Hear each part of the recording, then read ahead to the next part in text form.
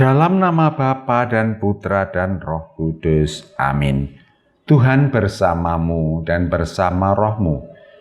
Inilah Injil suci Yesus Kristus menurut Lukas. Dimuliakanlah Tuhan. Lukas bab 18 ayat 9 sampai 14. Sekali peristiwa, Yesus menyatakan perumpamaan ini kepada beberapa orang yang menganggap dirinya benar dan memandang rendah semua orang lain. Ada dua orang pergi ke bait Allah untuk berdoa. Yang satu adalah orang Farisi dan yang lainnya pemungut cukai. Orang Farisi itu berdiri dan berdoa dalam hatinya begini, "Ya Allah, aku mengucap syukur kepadamu karena aku tidak sama seperti semua orang lain. Aku bukan perampok, aku bukan orang lalim, bukan pezina, dan bukan juga seperti pemungut cukai ini. Aku berpuasa 2 kali seminggu, dan aku memberikan 1/10 dari segala penghasilanku." Tetapi pemungut cukai itu berdiri jauh-jauh, bahkan ia tidak berani menengadah ke langit, melainkan ia memukul diri dan berkata, "Yalah, kasihanilah aku orang berdosa ini." Aku berkata kepadamu, orang ini pulang ke rumahnya sebagai orang yang dibenarkan Allah, sedangkan orang lain itu tidak.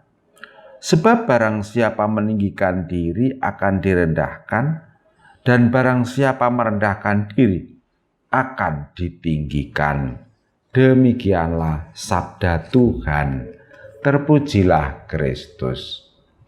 Saudari-saudara yang dikasihi Tuhan dan yang saya gemateni, renungan harian saya pada tanggal 13 Maret 2021 ini berjudul "Orang rendah hati berhasrat untuk maju". Seperti kita ketahui, sepeninggal Yesus murid-muridnya tercerai-berai.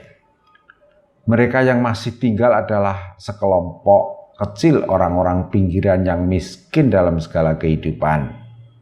Mereka tertinggal dalam bidang ekonomi, pendidikan, politik, sosial, dan budaya. Masih ada kemiskinan rohani, yaitu kenyataan bahwa ada beberapa orang murid Yesus yang adalah pendosa dan pemungut cukai. Saudara-saudara, perumpamaan Yesus mengisahkan kehidupan dua macam kelompok itu. Orang Farisi mewakili kelompok mayoritas yang mapan dalam segala bidang kehidupan. Mereka makmur, terdidik, dan terpandang. Tetapi mereka sombong. Kesombongan mereka digambarkan dengan berdiri di depan dan memamerkan kebajikannya. Sedangkan pemungut cukai mewakili kelompok murid Yesus yang kecil dan miskin dalam segala bidang kehidupan. Mereka berdiri jauh-jauh dan tidak berani menengadah ke langit sambil mengharapkan belas kasih Allah. Tetapi Yesus ini memang guru yang luar biasa hebat.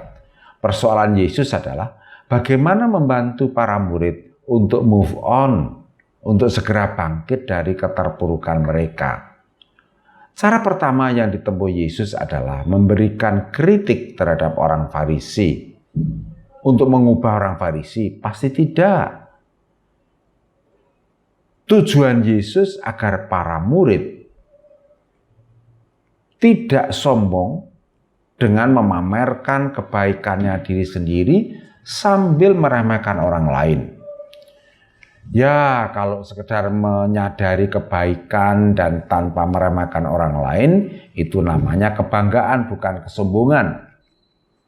Itu sebabnya mereka justru tidak berkenan kepada Allah karena mereka menjadi sombong. Kelompok murid Yesus justru diwakili oleh pemungut cukai. Mereka dibenarkan oleh Allah karena kerendahan hatinya. Di sini perlu dicermati perbedaan antara rendah diri dan rendah hati. Orang rendah diri biasanya punya 3 binatang piaraan, yaitu malas, iri hati, dan tidak berhasrat maju. Sedangkan orang rendah hati memang menyadari kelemahan, kerapuan, tetapi mereka punya hasrat untuk maju atas dasar pertolongan Allah. Mereka juga telah membuang 3 binatang piaraan di atas. Saudara-saudara, di Indonesia murid Yesus adalah kelompok minoritas. Lebih minoritas lagi kelompok Yesus yang beragama Katolik. Apakah kelompok ini adalah kelompok yang sombong dan rendah diri? Atau kelompok yang rendah hati tetapi berhasrat untuk maju? Tentu menilai secara keseluruhan itu sulit sekali. Lebih mudah kita menyadari diri sendiri. Apakah diri Anda dan saya termasuk orang yang sombong dan rendah diri? Apapun keadaan Anda dan saya saat ini, upayakan agar Anda menjadi pribadi yang rendah hati dan berhasrat maju, serta mohon ampun, serta mohon pertolongan Allah.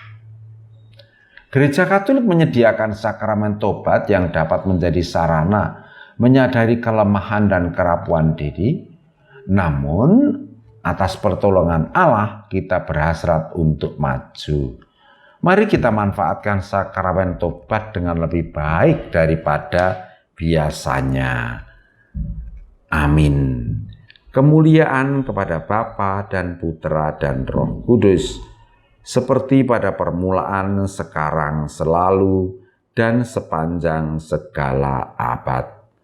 Santa Maria Fatimah, doakanlah kami, dan semoga kita selalu mengalami berkat Allah yang Maha Kuasa, Bapa dan Putra dan Roh Kudus. Amin.